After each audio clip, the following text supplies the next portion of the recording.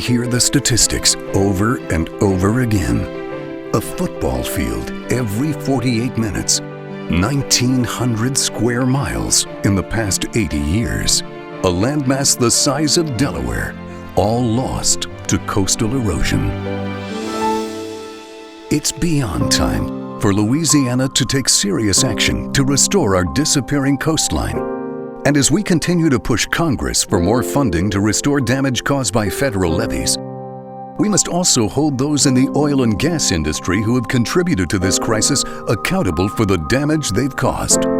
Despite public claims that their industry bears little or no responsibility for coastal land loss, the research conducted by oil and gas companies tells a much different story. Their own studies have concluded at least 36% of all land loss was caused by oil and gas companies. And in the areas of the state where the worst loss has occurred, the overwhelming cause of that loss was oil and gas exploration. The evidence is overwhelming. Before these companies began their work on our coast, they signed permits, legally binding documents, agreeing to repair any damage caused by their activity. Unfortunately, their refusal to live up to those promises leaves the state no choice but to pursue legal action. Some argue suing oil and gas companies is an attack on the industry and will cause major job and economic losses. But even industry experts have testified, under oath, that there was no evidence to support those claims.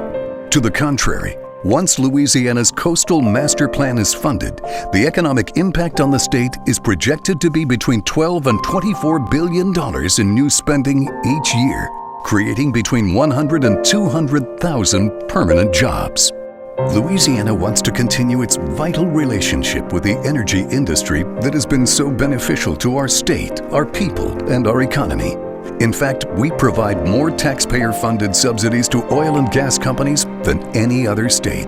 But we must ensure a healthy coast to sustain not only energy production, but also hurricane protection, fishing, recreation, and a culture that is the lifeblood of our people.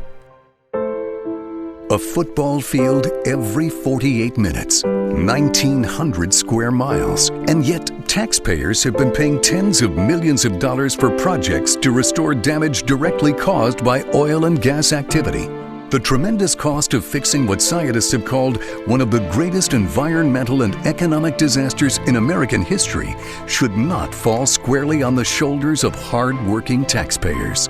It's beyond time for those who helped create this crisis to share the burden of solving it before it's too late.